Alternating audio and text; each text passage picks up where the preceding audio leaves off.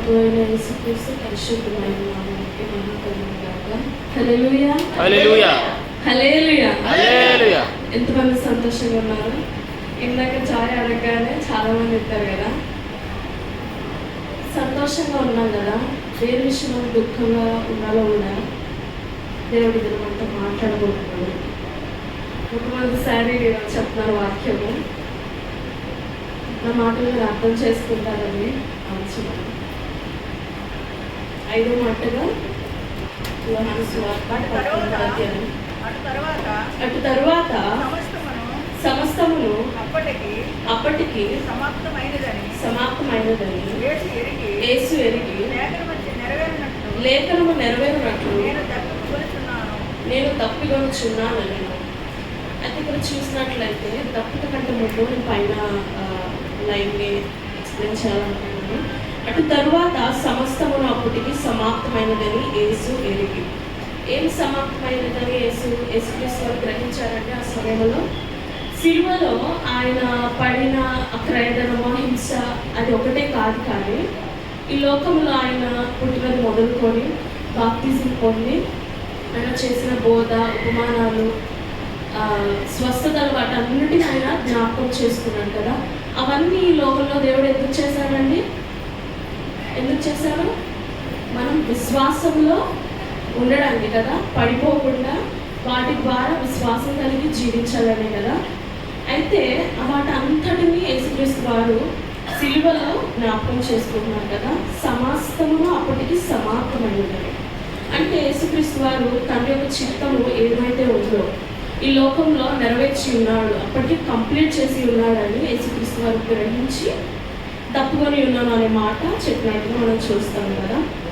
అదే యోహాను సువార్త 6వ అధ్యాయం 38వ వచనం చూసినట్లయితే, నా ఇష్టమును నెరవేర్చుకున్నట్టుకు నేను రాలేదు, నన్ను పంపిన వారి చిత్తము నెరవేర్చుటకే పరలోకము నుండి దిగి వచ్చింది.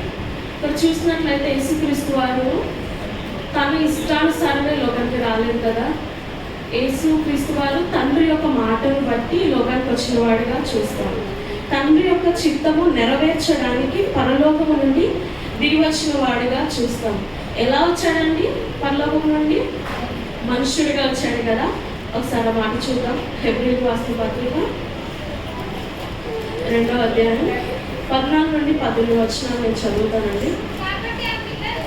నేను చదువుతాను. కాబట్టి ఆ పిల్లలు రక్త మాంసములు గలవారైనందున ఆ ప్రకారమే మరణము యొక్క బలము గలవానిని, అనగా అపవాదిని మరణము ద్వారా నశింపజేయుటకు జీవితకాలం అంతయు మరణ భయము చేత దాస్యములకు లోబడిన వారిని విడిపించుటకును ఆయన కూడా రక్త మాంసములు పాలువాడను. ఏలైనగా ఆయన ఎంత మాత్రమును దేవదూతల స్వభావమును ధరించుకొనక అబ్రహాము సంతాన స్వభావమును ధరించుకొని ఉన్నాడు.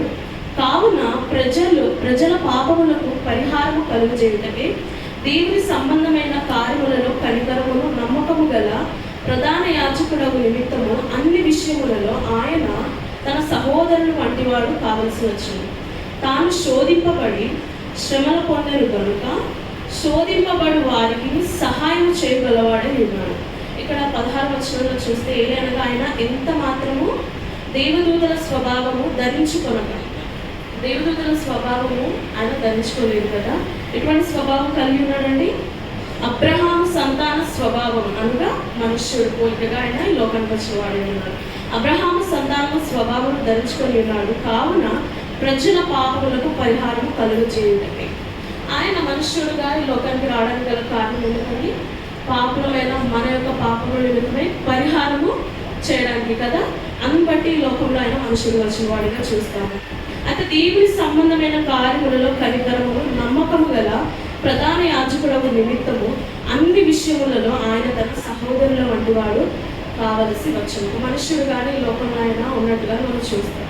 ఇక్కడ చూసినట్లయితే దేవుని సంబంధమైన కార్యములలో, దేవుని యొక్క కార్యములు ఆయన కనికరమును నమ్మకము గల ప్రధాన యాజకుడకు నిమిత్తం. ప్రధాన యాజకుడు ప్రథమ అంటే ఫస్ట్ కదా. ఆయన ఒక్కడే ఒక ఎగ్జాంపుల్గా ఉండడానికి లోకంలో మనుష్యుడిగా వచ్చినట్టుగా చూస్తాం. అన్ని విషయముల్లో ఆయన తన సహోదరుల వంటి వాడు కావలసి వచ్చాడు. తాను శోధింపబడి శ్రమ పొందిన కనుక శోధింపబడి వారికి సహాయం చేయగలవాడు. ఆయన ఈ లోకంలో ప్రతి విషయంలో మనుష్యుడిగా ఉన్నాడంటే ప్రతి టెంప్టేషన్స్ని ఆయన కూడా ఫేస్ చేసి ఉండాలి కదా. అన్నీ ఫేస్ చేసి ఆయన ఓవర్కమ్ చేశాడు. ఎలా ఓవర్కమ్ చేశాడంటే దేవుని యొక్క జీవిత చరిత్ర మనం చూసుకుంటే ప్రతి విషయంలో ప్రార్థన వాక్యాన్ని పట్టేవాడుగా దేవుడు ఉన్నాడు కదా. ప్రార్థించేవాడుగా, అనుదినము వాక్యాన్ని ధ్యానించేవాడుగా, ఎవరైనా శాస్త్రులు కానీ ఇంకెవరైనా అడిగినప్పుడు దేవుడు ఏ విధంగా సమాధానం ఇచ్చాడు? దేవుని యొక్క వాక్యాన్ని బట్టి సమాధానం ఇచ్చిన వాడు ఉన్నాడు కదా. మనం కూడా ఈ లోకంలో అనేక విధమైన పరిస్థితులు ఎదుర్కొంటూ ఉంటాము, శోధనలు, శ్రమలు. వీటన్నిటి విషయంలో మనం ఏ విధంగా జీవించాలండి? దేవుడు యొక్క మాదిరితనాన్ని వదిలి వెళ్ళాడు కదా. ఆయన ఎలా వెళ్ళాడు? మాదిరితనం ఎలా జీవించాలి, ఎలా బ్రతకాలి, ఎలా పాపాన్ని ఓవర్కమ్ చేయాలని ఈ లోకంలో దేవుడు జీవించినట్టుగా మనం చూస్తాం కదా. అలానే తాను శోధింపబడి శ్రమ పొందను కనుక శోధింపబడు వారికి, అనగా మనం ఈ లోకంలో ప్రయాసం ఉంటుంది, శ్రమ ఉంటుందని యేసుక్రీస్తు మనకు ఆల్రెడీ వాక్యం ద్వారా సెలవిచ్చిన్నాడు కదా. కానీ లోకంలో ఆయన జయాన్ని కలిగి ఉన్నాడు. హల్లెలూయా. జయాన్ని పొంది ఉన్నామా లేదా? మనం పొందలేదు. యేసుక్రీస్తు వారు ఈ లోకాన్ని జయించిన వాడు. మనం ఎప్పుడు పొందుతాము? ఆయన యొక్క మార్గంలో మనం నడిచినప్పుడు ప్రతి శ్రమలో జయాన్ని పొందుకోగలుగుతాం. ఏదైనా మనం బలహీనతలను ముందు పెట్టుకొని మనము జయించలేకపోతున్నాం కదండి. ఎంతమంది నమ్మొచ్చిందని మనం బలహీనతలు ఎక్కువైపోయినాయి కదా. శారీరకంగా, మన ఆర్థికంగా కావచ్చు, ఇంట్లో పరిస్థితులు కావచ్చు, అన్నీ ముందు పెట్టుకొని మనము దేవుళ్ళు ఎగలేని వారిగా వచ్చే శ్రమలకి సాతానుగాడు మొదలుపరుస్తున్న ఈ భయంలో, ఈ బలహీనతలో మనం పడిపోయే వారంగా ఉంటున్నాం కదా. 14వ వచనంలో చూస్తే, కాబట్టి ఆ పిల్లలు రక్త మాంసము గలవారైనందున ఆ ప్రకారమే మరణం యొక్క బలము గలవానిని, అనగా అపవాదిని. మరణము యొక్క బలము గలవానిని అనగా ఎవరు? అపవాదిని. మరణము ద్వారా నశింపజేయుటకు జీవితకాలం అంతయు మరణ భయము చేత దాస్యమునకు లోబడిన వారిని విడిపించుటకు. హల్లెలూయా. అపవాది ఏం చేస్తుంది? లోకంలో మరణాన్ని మనకు చూపించి భయం పెట్టేస్తుంది కదా. ఈ లోకంలో ప్రతి మనుషులకు ఉండే భయం ఏంటి? మన ప్రాణం ఎక్కడ పోతుందో, ఇంకా ఎంజాయ్ చేయలేమేమో, ఈ లోకంలో ఇంకేం అనుభవించలేమని ఇదే భయం కదా. కానీ మనం గుర్తుంచుకోవాల్సింది ఏంటంటే యేసుక్రీస్తు ద్వారా మనము ఈ లోకం నుండి పరలోక రాజ్యానికి చేరుతామనే నిరీక్షణ మనం కలవారినట్లయితే ఈ లోకంలో మరణానికి మనం భయపడం కదా. భయపడతామా? భయపడం కదా. ఒకవేళ మరణానికి భయపడుతున్న వారంగా అయితే అపవాది యొక్క బలహీనతలు మనం కూడా ఉన్నామా లేదా ఒకసారి మనం పరీక్షించుకోవాలండి. అయితే మరణము యొక్క బలము గలవానిది, అనగా అపవాదిని మరణము ద్వారా నశింపజేయడం. యేసుక్రీస్తు వారు శిలువ మరణం పొందారు కదా. ఎందుకంటే అపవాదిని జయించడానికి, అనగా పాపం అంటే ఏంటి? మరణం అన్నమాట, అందరికి తెలుసు కదా. దాన్ని జయించడానికి యేసుక్రీస్తు వారి లోకములో శిలువ మరణము పొందినవాడు ఉన్నాడు కదా. ఆయన మరణించి సమాధిలోనే ఉన్నాడా? లేదు కదా. తిరిగి లేచిన వాడే ఉన్నాడు. హల్లెలూయా. తిరిగి లేచిన వాడా లేదా? మన దేవుడు సజీవుడు కదా. మన దేవుడు మన కలిగిన యేసుక్రీస్తు వారు సజీవుడై ఉన్నాడు కదా. అందుని బట్టి మనం దేవుని స్తుతించాలి. దినము అపవాది బలహీనతలో, భయములో, మరణమును భయము చేత మనల్ని ఉంచుతుంది. కాబట్టి ఈ దినము భయములో బ్రతుకుతున్నాము, బలహీనతలో బ్రతుకుతున్నాము. దేవుని యొక్క మాట చొప్పున నడవలేని వారముగా ఉంటున్నాము. ఒకసారి చూస్తే యోహాను సువార్త 3వ అధ్యాయం 16వ వచనం మీద చదివినట్లుగా, దేవుడు లోకమును ఎంతో ప్రేమించను కాగా ఆయన తన అద్వితీయ కుమారునికి పుట్టినవాని యందు విశ్వాసం ఉంచి ప్రతి వాడును నశింపక నిత్య జీవం పొందినట్లు ఆయనను అనుగ్రహించను. లోకము తన కుమారుని ద్వారా రక్షణ పొందుటకే గాని లోకమునకు తీర్పు తీర్చుటకు దేవుడు ఆయన లోకమునకు పంపలేదు. ఇది మనం చూస్తున్నాం కదా. లోకమును ఎంతో ప్రేమించాడు. లోకంలో పాపని దేవుడు ప్రేమించలేదు. దేవుడు ఎవరిని ప్రేమించాడు? లోకంలో మనుషుని. ఆయన మనలో వచ్చిన ఆ ఆత్మను బట్టి మనకి ఆ ఘనతను ఉందాం కదండి. హల్లెలూయా. అయితే దేవుడు లోకం ఎంతో ప్రేమించడు కాగా ఆయన తన అద్వితీయ కుమారుడు అంటే మన సన్, ఒక్కటే కుమారుడు. ఆయన ప్రధానమైన కుమారుడు. ఈ లోకంలో చూసినట్లయితే ఆయనకి ఇచ్చిన ఘనత ఇంకెవరికి లేదు కదా. యేసుక్రీస్తు వారికి ఉన్న ఘనత. ఎందుకంటే ఆయన మన పాపముల నిమిత్తమై లోకానికి వచ్చిన వాడుగా, మన పాపముల నిమిత్తమై శిక్షను తొలగించిన వాడిగా ఈ లోకంలో ఉన్నాడు. కాబట్టి తండ్రి యేసుక్రీస్తు వారికి అంత ఘనత ఈ లోకానికి ఇచ్చిన వాడే ఉన్నాడు. ఎవరైతే కుమారుని యందు విశ్వాసం ఉంచుతారో వాళ్ళకి ఏం జరిగిద్దండి? నిత్య జీవానికి వెళ్తారు కదా. అయితే చూసినట్లయితే అద్వితీయ కుమారుడు పుట్టిన వాని అందు విశ్వాసం ప్రతి వాడులో నశింపక, శారీరక మందు నశించేవారు కాదు కానీ ఆత్మీయంగా నరకంలో పడిపోకుండా జీవం కలిగిన దేవుడి రాజ్యంలో మనం కూడా ఉంటామని నిరీక్షణ మనం కలిగి ఉంటామని. ఎప్పుడు కలిగి ఉంటామండి? యేసుక్రీస్తు వారి యందు విశ్వాసం వచ్చినప్పుడు. అద్వితీయ కుమారుడు పుట్టిన వారి యందు విశ్వాసం వచ్చి ప్రతి వాడు నశింపక నిత్య జీవం పొందినట్లు ఆయనను అనుగ్రహించదు. లోకము తన కుమారుని ద్వారా రక్షణ పొందుటకే గాను, లోకమంతా అనగా మనుషులందరూ యేసుక్రీస్తు ద్వారా రక్షణ పొందుటకే కానీ తీర్పు తీర్చడానికి యేసుక్రీస్తు వారి లోకానికి రాలేదు కదా. ఒకవేళ యేసుక్రీస్తు వారి తీర్పు తీర్చడానికి లోకానికి వస్తే మనం ఇక్కడ ఉండలేము కదా. ఆయన ప్రేమ స్వరూపుడై ఉన్నాడు కాబట్టి నేను ఇంకను మనం ఎన్ని తప్పులు చేసినా కుక్క వాళ్ళే, పంది వాళ్ళే, బురదల్లో కక్కిన కూడు తింటున్న వారిగా మనం ఉన్నప్పటికీ కూడా యేసుక్రీస్తు వారి యొక్క ప్రేమ అనేడలా ఎంత మాత్రమూ తగ్గలేదు కదా. మారిందా అని ఆయన ప్రేమ అనేడలా మారలేదు కదా. ఆయన కృప ఒకవేళ దినం లేకపోతే ఈ దినం మనము సజీవంగా ఆయన యొక్క నిల్చుండేవారం కాదు కదా. అందుని బట్టి మనం దేవుని స్తుతించాలి. హల్లెలూయా. యోహాను సువార్త 6:40 చూసినట్లయితే, కుమారుని చూచి ఆయన విశ్వాసం నుంచి ప్రతి వాడును నిత్య జీవము పొందుటకే నా తండ్రి చిత్తం. యేసుక్రీస్తు వారు తండ్రి యొక్క చిత్తం ఏమైందండి? ఇక్కడ కుమారుని చూచి ఆయన యందు విశ్వాసం ఉంచు ప్రతి ఒక్కరు కూడా నిత్య జీవం పొందాలని.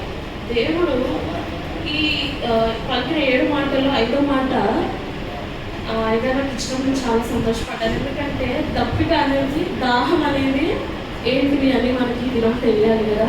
దేవుని యొక్క దాహం ఏంటి అని మనం ఆలోచించినప్పుడు ఏమైందండి? ఆత్మల దాహమైంది కదా. అది శారీరకమైన దాహమా కాదు కదా, ఆత్మీయమైన దాహమైంది కదా. సో ఒకసారి ప్రవచనాల ప్రకారం నెరవేరిన, లేఖనం ప్రకారం నెరవేరినది మనం చూసినట్లయితే కీర్తనలు 69:21 చూద్దాం.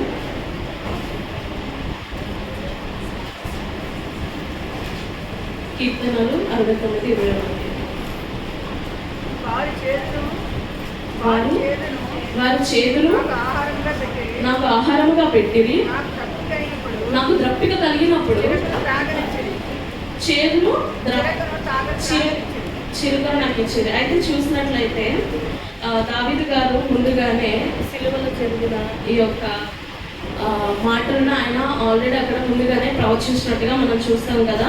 యోహాను సువార్త 19:29 చూస్తే, చిరుకతో నిండి ఉన్న ఒక పాత్ర అక్కడ పెట్టి ఉన్నాడు కనుక వారు ఒక స్పంజి చిరుకతో నింపి హిస్సోపు పుడకకు తగిలించి ఆయన నోటికి అందించారు. ఈ యొక్క మాట సిలువలో నెరవేరిందని దావీదు గారు ముందుగానే ప్రవచించినట్టుగా మనం చూస్తాం కదా. హల్లెలూయా. సో ఇప్పుడు మనం మెయిన్ మాటకు వద్దాం. చూసినట్లయితే లేఖనం నెరవేరినట్లుగా ప్రవచనం జరిగింది కదా. ఆ తర్వాత నేను దప్పికొనిచున్నాను అన్నాడు. దీని మీద దప్పిక కలిగి ఉన్నాడు అని మనం చూసినట్లయితే శారీరకమైన దప్పిక కాదని ఒక వచనం చూద్దాం. మార్కు సువార్త 15:23.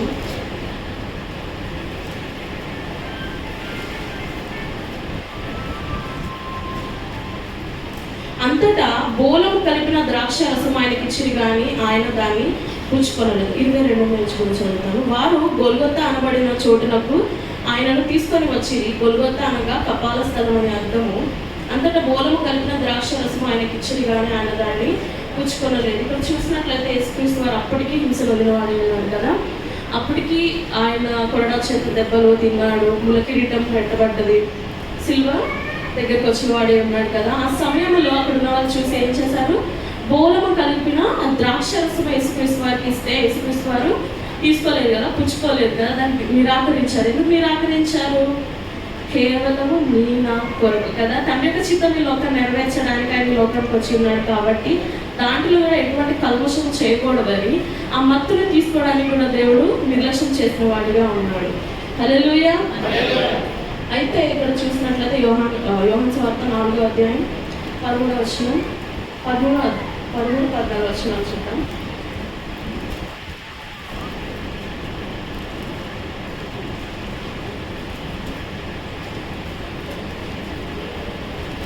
యోహాను సువార్త 4వ అధ్యాయం నేను చదువుతాను. అందుకు యేసు, ఈ నీళ్లు త్రాగు ప్రతివాడును మరలా దప్పిగొనును, నేనిచ్చు నీళ్లు త్రాగువాడు ఎవ్వడును దప్పిగొనడు. ముందు మాటలు మనం చూసినట్లయితే ఆయన బోలము కలిపిన ద్రాక్షరసం ఆయన తీసుకోలేదు కదా. అంటే ఆయన యొక్క దాహము శారీరకమైన దాహం కాదని అక్కడ స్పష్టంగా తెలుస్తుంది. అయితే ఇక్కడ చూసినట్లయితే సిలువలో దేవుడు నేను తప్పుకొని ఉన్నాను అన్నాడు. మళ్ళీ ఇక్కడ వాక్యం చూసినట్లయితే ఈ సంఘటన మనకు తెలుసు కదా. సమరయ స్త్రీ దగ్గరికి యేసుక్రీస్తు వారు వచ్చినట్టుగా ఆయన దాహం కలిగి ఉన్నాడని సమరయ స్త్రీతో అడిగినప్పుడు సమరయ స్త్రీ ఏమంటది, నాకే లేదు నీకేమిస్తాను అంటది కదా.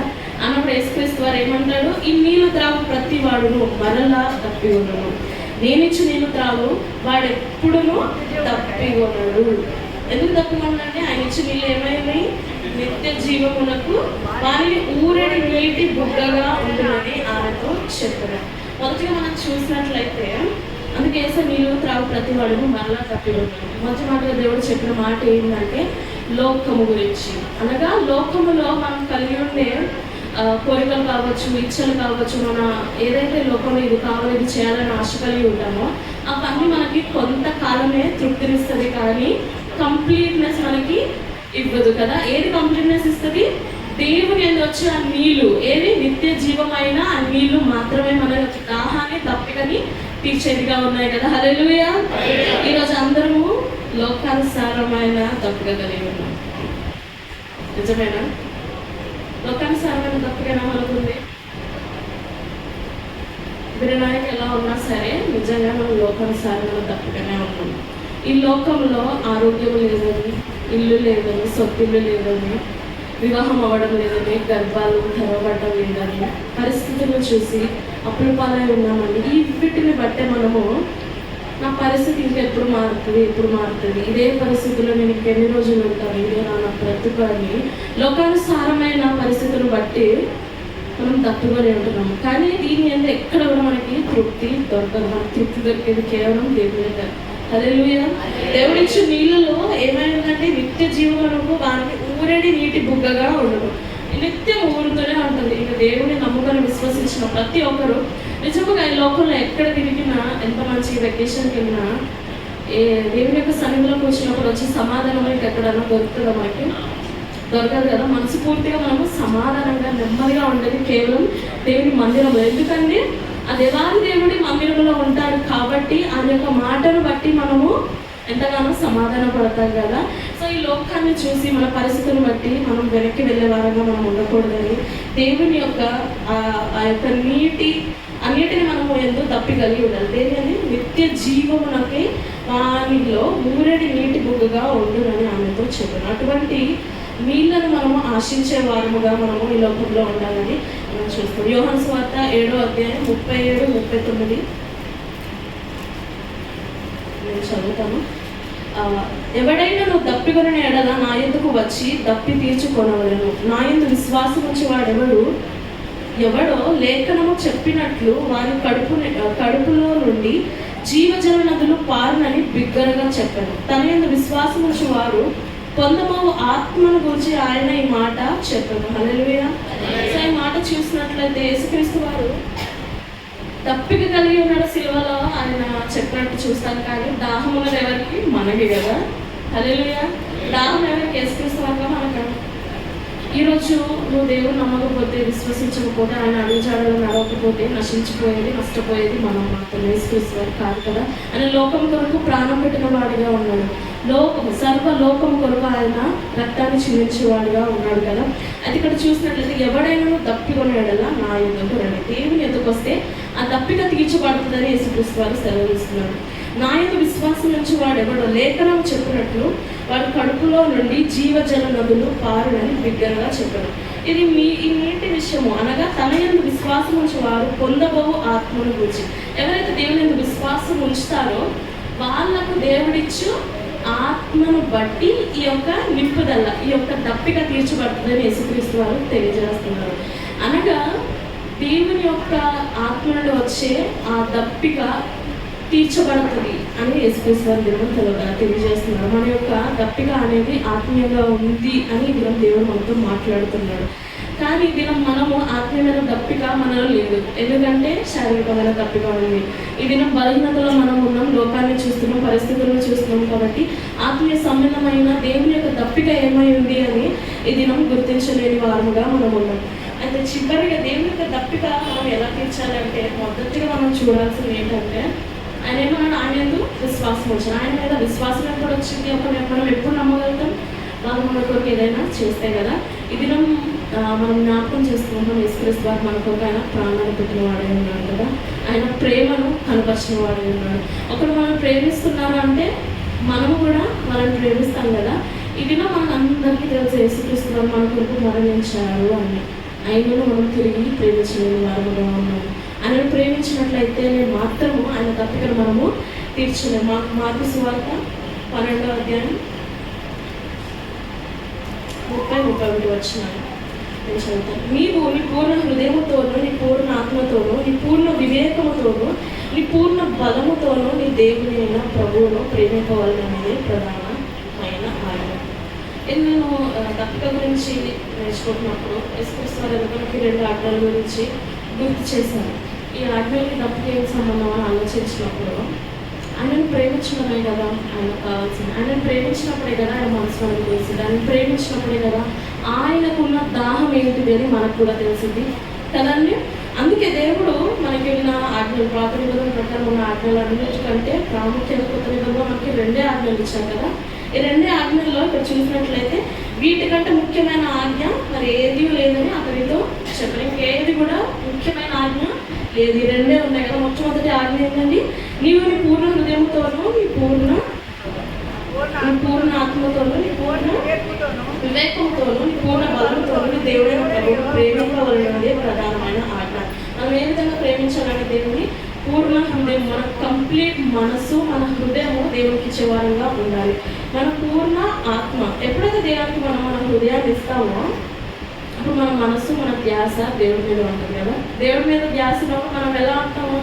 ఎప్పుడు ప్రార్థన, ఎప్పుడు వాక్యం, ఎప్పుడు దేవుడి పని చేయాలి, ఎలా నేను బ్రతకాలి, ఎలా సరి చేసుకోవాలి, నా బ్రతుకుని ఎలా ఉంచుకోవాలి అనే ఆశలోనే ఉంటుంది తప్ప లోకానుసారమైన ఏ కోరికలు మనము ఆలోచించాము. అసలు దాని గురించి ఆలోచించాము కదా. మనకి ఎంత శ్రమ ఉన్నా, ఇబ్బంది ఉన్నా మనం చూస్తాం కదా వాక్యంలో అనేక మంది భక్తులు శ్రమల పాలై ఉన్నారు, అనేక మంది.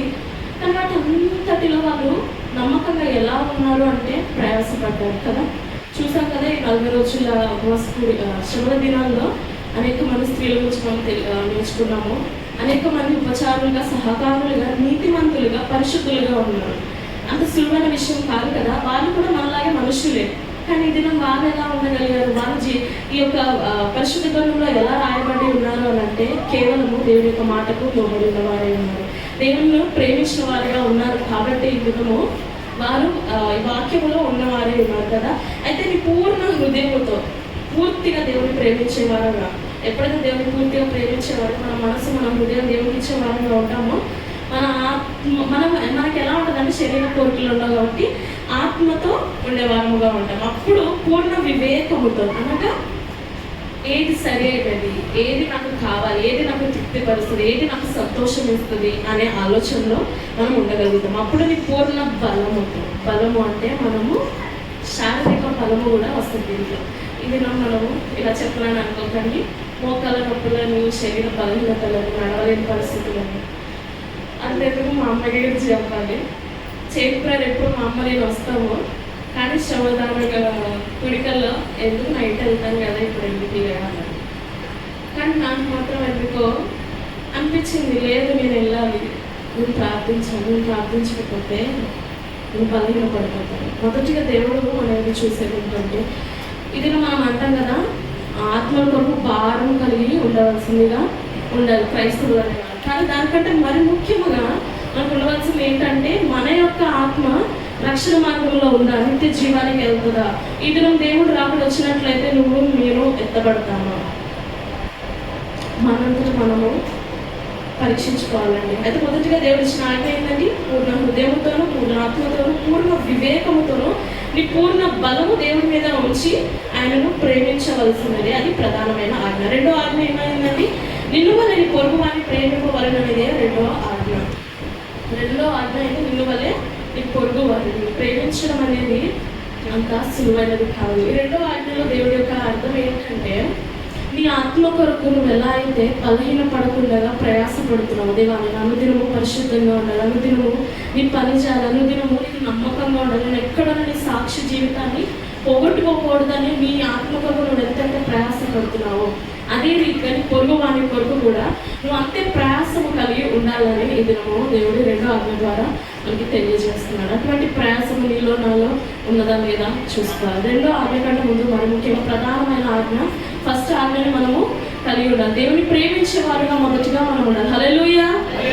మాటలు అర్థమవుతున్నాయా? హల్లెలూయా. అయితే మొదటి ఆజ్ఞగా దేవుని ప్రేమించే వారుగా ఉండాలి. రెండో ఆజ్ఞగా చూసినట్లయితే ఏంటండి, నిన్ను అదే నీ పొరుగు వారిని ప్రేమించాలి. రెండో ఆజ్ఞ ఏంటి? వినబడట్లేదు. రెండో ఆజ్ఞ ఏంటి? ఉంటామా ప్రేమించేవారిని? ఉంటామా? మనకి ఓపిక లేదు, ఇంకా పక్క రోజు కోసం ప్రార్థన చేస్తాం, అలా ఉంటుంది. ఆలోచిద్దామని దినము దేవుని యొక్క దాహము తప్పిక చాలా ఉంది.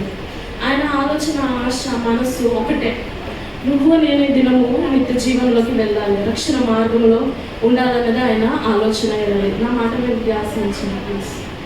అయితే ఈ దినము దేవుడు చెప్పిన మాట ఒకటే, ఆయనను ప్రేమించే వారంగా మనం ఉండాలి. ఆయన ప్రేమిస్తున్నాము అంటే ఆయన దాహాన్ని గుర్తించే వారంగా మనం ఉంటాం. చివరికి ఒక మాట చూద్దాము, గలతీయులు 6వ అధ్యాయం 14వ వచనం. అపోస్తలుడైన పౌలు గలతీయులకు రాసిన పత్రిక 6వ అధ్యాయం 14వ వచనం ముగిస్తానండి. అయితే మన ప్రభు అయిన యేసు క్రీస్తు శిలువయందు తప్ప మరి దేని యందును అతిశయించడం నాకు దూరం అవును కాక. హల్లెలూయా. దేని యందు మన అతిశయం ఉండాలండి? దేని యందు? ప్రభు అయిన యేసు క్రీస్తు శిలువయందు తప్ప. అంటే శిలువ, దేవుడు ఎందుకు శిలువ ఎక్కాడంటే మన పాపముల నిమిత్తమై మన పాపాన్ని కొట్టివేయడానికి శిలువ ఎక్కిన వాడిగా ఉన్నాడు కదా. అయితే ఇది మనం అందరం విముక్తి పొందినవారు. విముక్తి పొందామా లేదా? ఎంతమంది విముక్తి పొందారు, విడుదల పొందారు? సొంత పాపమును బట్టి విముక్తి విడుదల పొందినవారు ఎంతమంది? ఎవరు పొందలేదా? చేతులు పొందలే, కనిపించలే, శిష్యులకి వెనకాల ఇంకా పాపములకి విముక్తి పొందలేదని డైలాగ్ ఉంటున్నారు. కానీ యేసుక్రీస్తు వారు మన కొరకు ప్రాణం పెట్టిన వాడే ఉన్నాడు కదా.